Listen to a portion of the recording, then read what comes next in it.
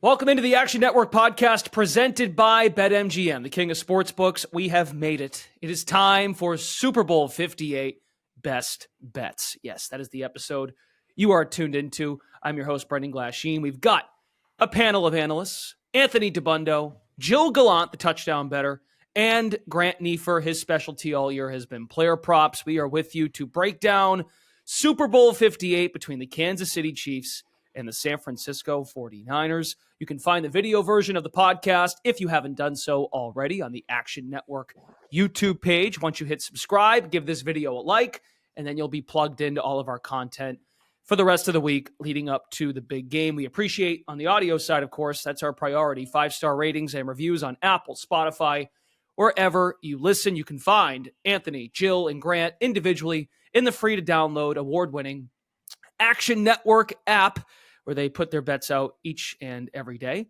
And you can also find a link to our Action Network Discord channel, the Discord server, in the episode description, audio, video, wherever you're watching or listening. If you want to hop in, chat it up with the experts leading up to the game. We are recording on a Wednesday afternoon leading into Super Bowl weekend, February 7th. Chiefs +2. They're getting a ton of the bets and the handle. Total still sits at 47.5. Moneyline bets all on Kansas City at +110 at BetMGM. A 3-3 conference championship weekend. All in all, show is 15 games over 500. You three have been a big part of that. Touchdown bets, player props, DiBundo on his Packers, more specifically. So there we go. Let's dive in. We'll go to DiBundo first. Each of these guys have two best bets for Super Bowl 58. DiBundo, you may go first. What do you have for us? Happy Super Bowl, everybody. Let's go with Harrison Butker over 1.5 field goals made at -120. And this really comes down to the fact that I think that San Francisco has real defensive issues, and it's been well documented over the last couple of weeks. If you go into their underlying numbers against the run, they've had some real problems all season, really, especially the second half. And I do think the Chiefs will have some success moving the ball, but we've seen time and time again this Kansas City offense kind of get bogged down in the red zone. And Andy Reid is not particularly aggressive on fourth downs. And I think that's the big key. When you look at the numbers this year for the season, overall fourth down aggressiveness, the Chiefs are in the bottom 8 in how much they go for it on fourth down. They settle for field goals a lot. And that's another reason why their red zone touchdown percentage is all the way down at 19th in the league this year. San Francisco's defense, as much as it struggled, they're actually in the bottom 8 now in yards per drive allowed. So I do think, like I said, the Chiefs will move the ball in this game against a Niners defense that has some holes.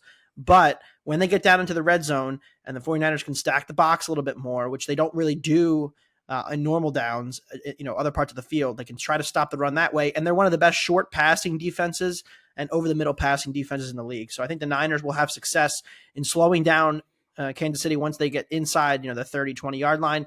And if it's 4th and 3, 4th and 4, a spot where Andy Reid probably should go for it, given his quarterback, we're going to see them kick field goals, something Dan Campbell did not do. Dan Campbell made the right move. I don't know that Andy Reid will here. So I think Reid will settle for field goals. He has a reliable kicker in Butker. So -120 over 1.5. Chiefs have also been excellent in the last 2-minute drills. It's an area where the 49ers have struggled defensively as well. So I think that you could get one maybe before the half as well. So over 1.5, -120 for Butker field goals. It's one of my favorite props for Super Bowl 58. Noticed you worked in that Dan Campbell made the right move, but they lost the game. But we won't go there. It's been too soon for my Lions. Devastating. Okay. All right. Should be us in the Super Bowl. You worked your opinion in there as well as your pick. Good job. Always. Jill Gallant, touchdown bettor. You're going there, and correct me if I'm wrong before you reveal the pick. I'm pretty sure you did this last year too in the Super Bowl. Okay, yeah, good. Go ahead.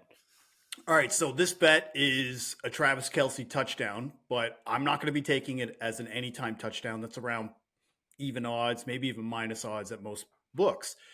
I think if you're going to bet Travis Kelce for a touchdown, you need to bet first Chiefs touchdown. That's around +330. So yeah, I did take this exact bet last year. It was around +330, and it paid off in the second quarter. And Kelce just has a playoff pedigree that I can't overlook anymore. 17 touchdowns in the last 15 playoff games since 2019. He's also scored the first Chiefs touchdown in 5 of their last 7 playoff games. Now, this Niners defense has been fairly strong, but when you look at the tight ends they've faced all year, they haven't really faced a ton of good tight ends. When they did, those guys really got their numbers. Like Sam Laporta had 9 catches for almost 100 yards. Trey McBride had 10 catches for 100 yards. TJ Hawkinson had 11 catches for almost 100 yards. So tight ends can move the ball on this defense. And Kelce, of all the tight ends that I've just mentioned, he's pretty much matchup proof, in my opinion. Also, for example, last 2 weeks, the Chiefs have faced defenses that were pretty strong against tight ends, both the Bills and Ravens. They had only allowed 6 touchdowns combined to tight ends all year. Travis Kelce finished with 16 catches and 3 touchdowns on both of those defenses and scored first touchdown for the Chiefs in both of those games. So especially in the first touchdown scorer market, especially in the Super Bowl, I like to have just a little bit of insurance, especially since the Niners, they've scored the first touchdown in 13 of 19 games this year, and they've scored on their opening drive in 10 of 19 games. So that's my biggest concern, is that if you were to take a Chiefs touchdown score for the first touchdown prop, you might get squeezed out because this Niners defense has been so efficient in the first quarter. So instead, I think if you're going to take Travis Kelce, you take him for the first Chiefs touchdown at plus 330. Does that price compare at all to last year, if you know off the top of your head? It was actually plus 330 last Okay. year. So that's why It's I'm not like, familiar. okay. Yes, well, it's a familiar market, but also just last week it was around plus 280. The week before it was around plus 300, and that's against the Bills and then the Ravens. If you're going to keep upping the price, against a Niners defense that I don't think is really going to give that much resistance comparatively to those two defenses, I'm going to take that. Okay. If anything, they've been focusing more on Kelce, and compared to last year, even like how much their Kelce reliant seems to have gone up relative to past seasons.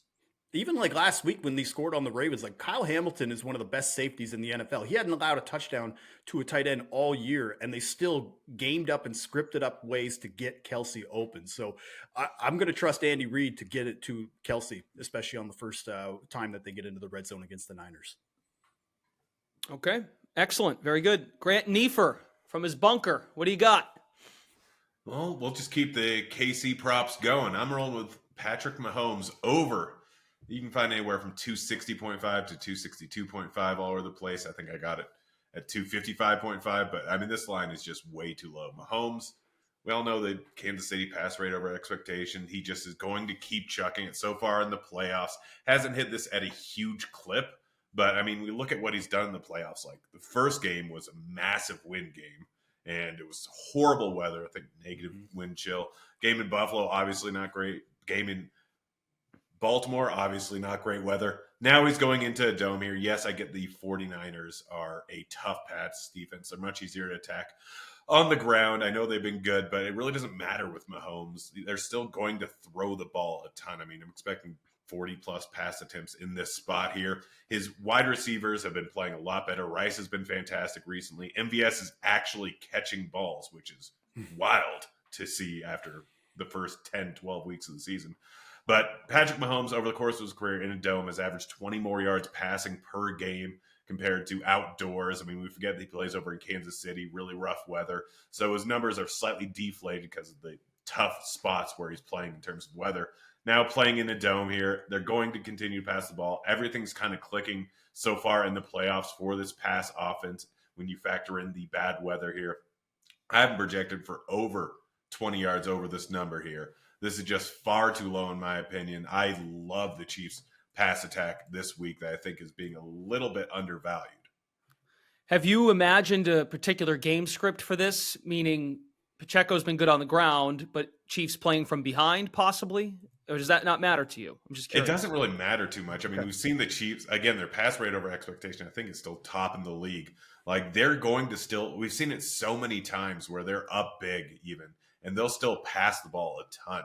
I know that Pacheco has been very solid so far in the playoffs. I mean, a lot of that was exploiting the Bills matchup, but it's still an offense that is centered around Patrick Mahomes. Like it doesn't really matter game script too much for Andy Reid. He's still going to give the ball to Mahomes. He's still going to do that short area passes. He's still going to feed Kelce and Rice. He's still going to use every other guy in this offense. Like I don't really care about game script too much with Kansas City unless it's a complete and total blowout, which I don't see happening against this 49ers offense and defense. Okay. Patrick Mahomes over passing yards. Number slightly up at BetMGM. If you can get the best number, 260.5 is what Grant's giving out. Back to you, DeBundo, for your second pick. So I wrote about this. It's up at actionnetwork.com right now. They are 18-2 this year to the under in the second half. And I think at least 2 of the 3 pods in the playoffs, one of us has given out the second half under pregame on the Chiefs. And I still think it's good. Yep. I know Brandon did in the championship, and I think maybe he did also in the wild card round. And even in the Bills game, which ended up being pretty high scoring, the game changed a lot in the second half. And so I want to give out kind of some of the numbers. I don't want to give away the whole article, but you can find it at Action Network. I tweeted it as well. Second half points per game year over year. So you would think, Kansas City, one of these elite offenses, would be near the top in the second half. And that's not always true. They're generally right around 9th, 10th, 9th, 3rd last year in second half scoring, because they do play from ahead a lot. And when they do get ahead, they tend to run the ball more. They tend to play a lot slower. So their second half pace this year, 26th compared to 8th in the first half. So they slow the game down a lot. Multiple extra seconds per play really makes a big difference. And their run rate has increased this year in the second half. You even saw it in the game against Baltimore, where they were not really successful running the ball, but they were still trying to do it. Got Pacheco a ton of carries. And even though they're third in pass rate over expected, like Grant was talking about, they still will throw the ball. If they're ahead in the second half, they will run it. The biggest difference year over year, obviously the defense has improved this year, but the Chiefs, when trailing, have not been good offensively whatsoever. They've been below league average. And each of the last 4 years, they were one of the 2 or 3 best offenses, EPA per dropback, when behind in the second half. This year, they've fallen to below average. And I think that's the biggest issue for them in this game, is if they do fall behind and they have to get away from the run a little bit. Their offensive line has had some problems holding up in pass rush. I think there's going to be issues for Kansas City trying to keep up if they do fall behind. They might be, able to get some drives going, but are they going to get touchdowns on the board and get back into this game? So 18-2, second half under. Of course, the second half points allowed year over year, 10th in 2019, 12th in 2020, 11th in 2021, 17th last year, first this year. They're allowing less than a touchdown per game in the second half. So I think there's some real signal to this as well. If you look at Nate Tice of The Athletic and Yahoo did a really nice piece on kind of Chris Jones's numbers and how in the first half of games, he's pretty bad against the run. And then he kind of juices himself up second half and brings more energy and gets more tackles, to the point where he has as many tackles in the fourth quarter against the run as he does in the first 3 quarters combined. So you're seeing, effort improvement. You're seeing this defense kind of tighten the screws a little bit, Spagnuolo making adjustments. All of these things contribute to the fact that this defense is playing elite level in the second half of games, top 5 in most success rate numbers. And then Kansas City's offense, just like after the first quarter, just isn't very good. They're still good on the script. When they have, the Reed and the Mahomes script, it's still good. And we saw this in every playoff game. They got a field goal against Buffalo and 2 touchdowns against Miami and then against Baltimore. But after that, like the offense was not particularly good against Baltimore. And so I think all this talk about Mahomes this, Mahomes that, second half under 23.5 is how I'm going to go here. I don't even hate a first half over necessarily. I just think that this game after halftime, you're going to see some adjustments and this game, crawl a little bit in the second half. 2 of the best adjusters at halftime, Shanahan and Andy Reid. Joe Thuney is also unlikely to play in this game. Right. So to your point about the offensive line, Joe Thuney with the pec injury, unlikely to play in Super Bowl 58. Speaking of the first half, so that's a second half play by DeBundo. Mentioned a first half over, and Joe Gallant has a first half play for his second one. Yeah, and one of the things I wanted to mention too, just to add to what DeBundo was mentioning, just as far as the pace splits go for San Francisco, because overall in the second half, it's about 0.2 seconds per play that their pace usually slows. But when they're leading by 7 or more, it slows down about by 0.72 seconds per play. And if it's a close game, so that means 6 points or less, it's about 2.5 seconds per play of where the pace just completely slows down. Plus the fact that the Chiefs defense has been pretty elite in the second half, only allowing around 7.5 points per game. So that's why I like a first half touchdown bet for Christian McCaffrey, which is around plus 120 to plus 140. I'm seeing a plus 140 out there, so that's the one I'm going to grab. But McCaffrey, okay, 4 touchdowns in 2 playoff games, rarely comes off the field. One thing that we're seeing a lot, especially as the second half of the season is going on and in the playoffs, is that he's playing over 90% of snaps. So for a RB1, that's not typical. Usually that's around 60 to 70%. But the anytime touchdown market right now for McCaffrey it's anywhere from minus 200 to minus 250. It's not really a ton of value there, but in 18 games played this year, so that includes the playoffs, he scored in 15 of them. So 83% of games, Christian McCaffrey has scored a touchdown. But in the 15 games that he did score, he had a first half touchdown in 13 of those games. So about 86% of the time that he has scored in the first half. And the Niners have also scored, I mentioned this, the opening drive of the game, 10 of 19 games. You could have this cash probably within 5 minutes of watching the game. He's scored 6 touchdowns, the first touchdown of the game this year. And their first half offense is top 5 in points per game, along with the Chiefs. And again, as I was mentioning, Anthony alluded to with the under 23.5 in the second half. I don't think there's going to be a lot of touchdowns scored in the second half, so the odds should only increase. But I bet if you were to do it live, like for example, when he didn't score in the first half against the Packers, and then we were doing Bet What Happens Live and looking at the live odds, he was actually still around plus 120 to score a touchdown in the second half. Not a lot of value here, considering that most of his damage is done in the first half. So Christian McCaffrey, if you're going to be betting his touchdown prop at Super Bowl 58, I would consider first half touchdown at plus 140 instead of trying to get minus 200 or minus 250 to hit for you. Okay. Anyone have any thoughts on that? Because it makes sense to me. I mean, I think San Francisco, like, these are two elite offenses on the script, right? And that's been San Francisco's numbers in every quarter are the best in the league. There's no split you can find where like San Francisco isn't that good. We don't even have to do like the can they come from behind narratives anymore because they just did it 2 straight weeks. But like their script is as good as anybody. And so, you could easily see this game like very quick, bang, bang, 7-7. Maybe for Joe, we get 7-7 start, Kelce and McCaffrey, and then we get a little field goal battle from there on for the rest of our props.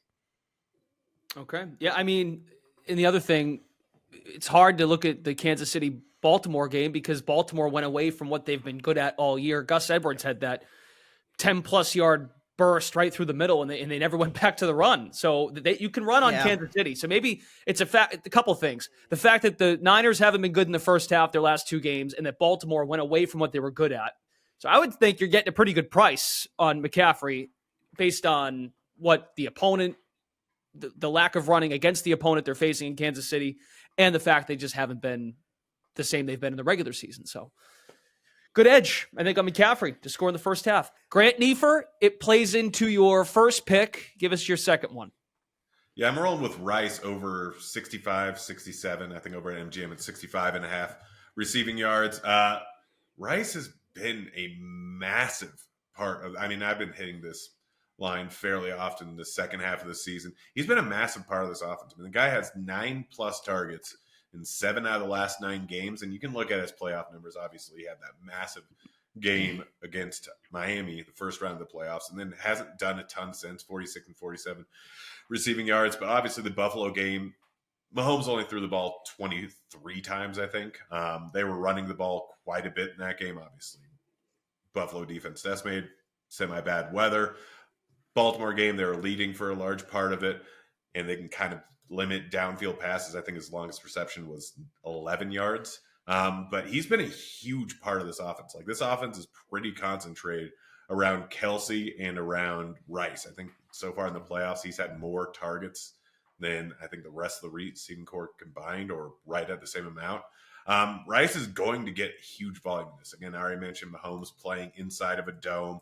I know it's a tough matchup here, but he's hit this number at a pretty drastic clip since they started featuring in the offense. First half of the season, they were trying to figure out who do we throw and where. They had all these mediocre wide receivers. They were trying to figure out who is going to be a best fit for this offense.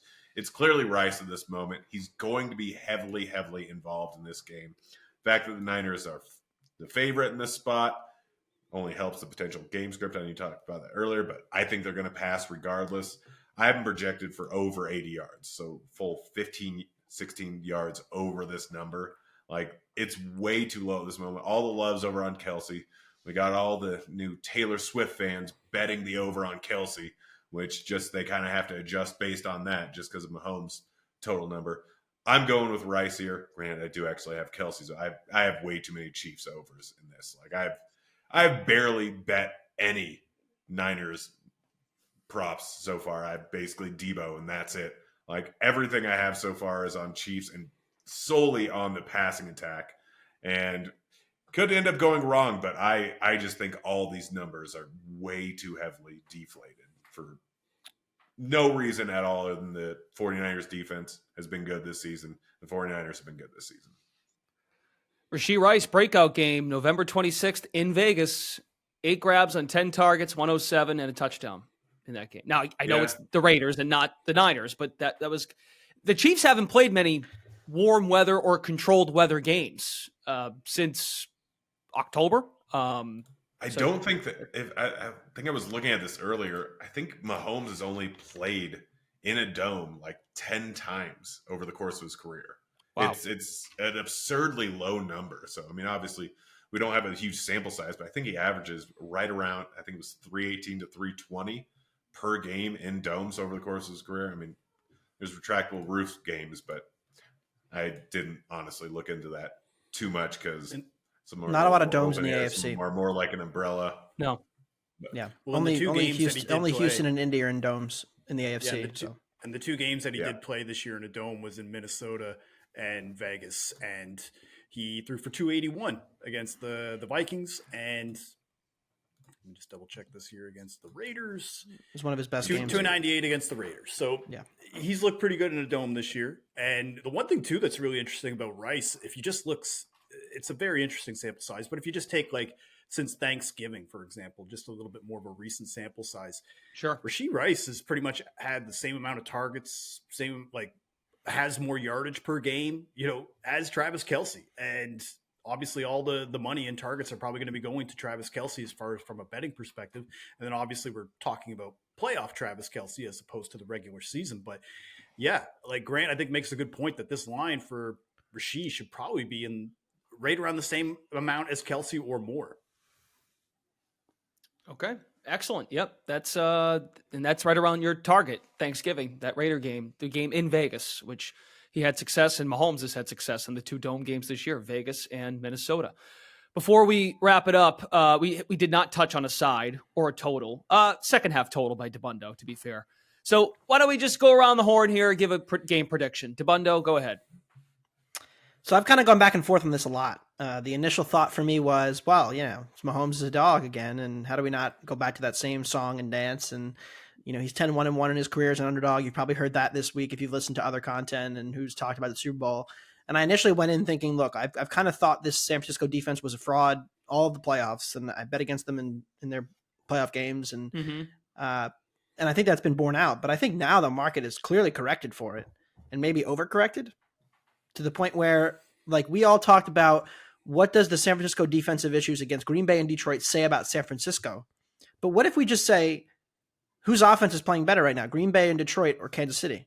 I think everybody here, I would personally take both Green Bay and Detroit over the Kansas City offense right now, just based on offensive line play, explosiveness in the running game, number of receiving options that are available.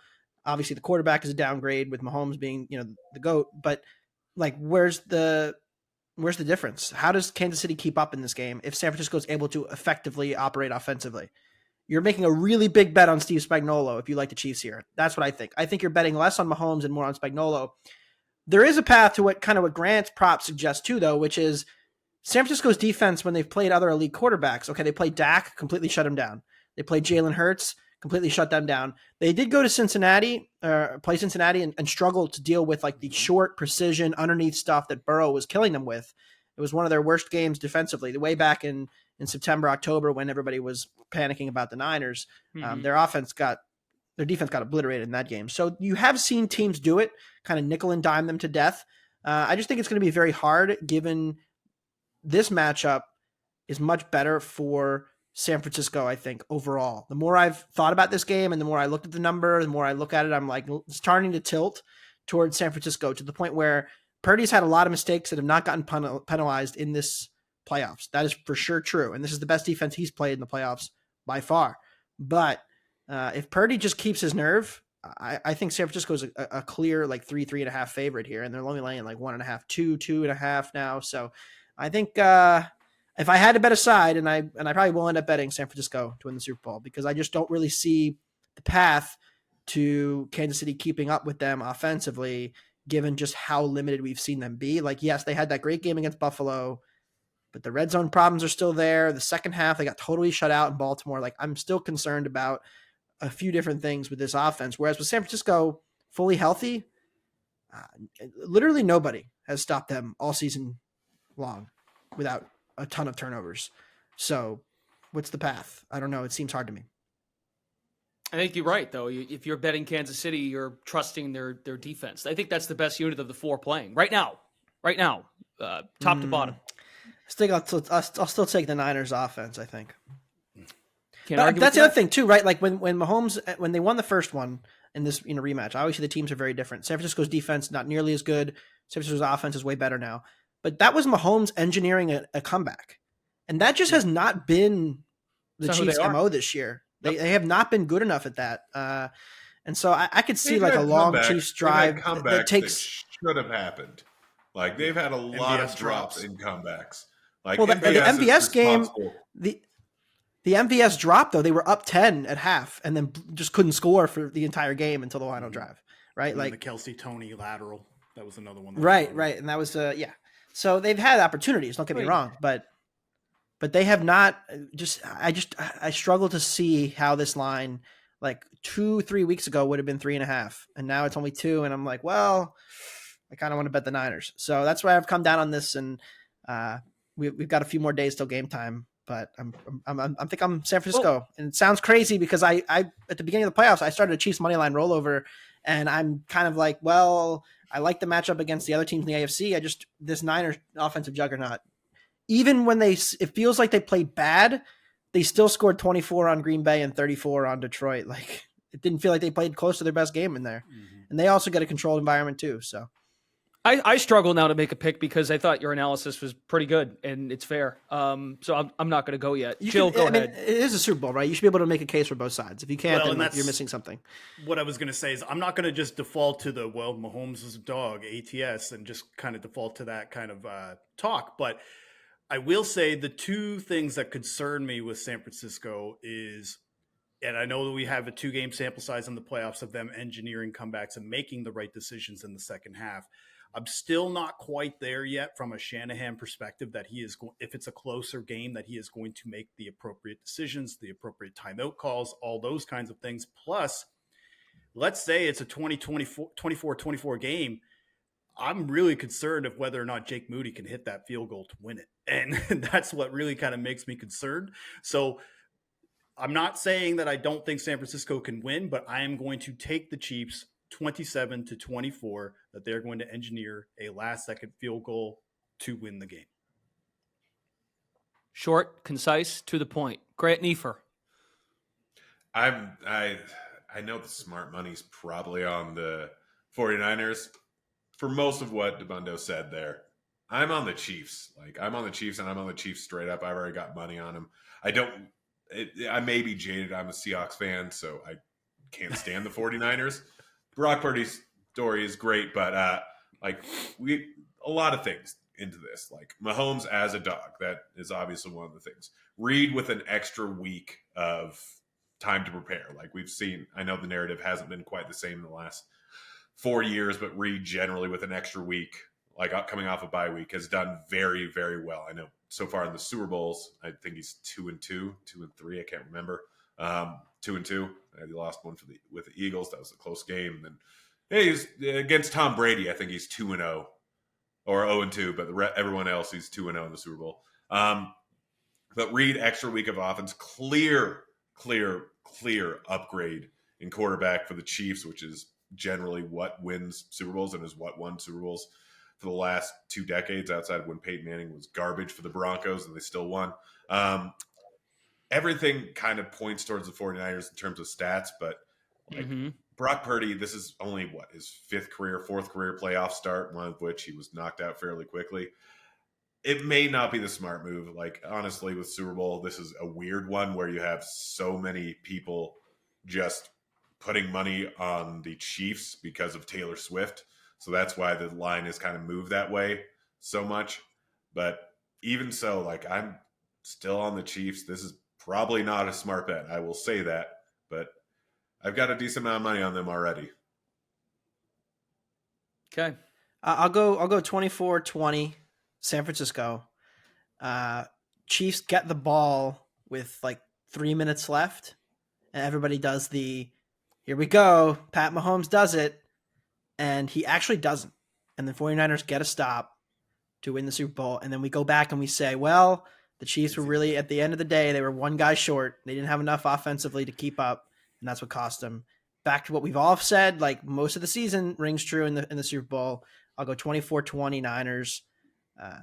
It'll be a tight one. And the Chiefs get 2 field goals in that scenario, so I'm happy with that.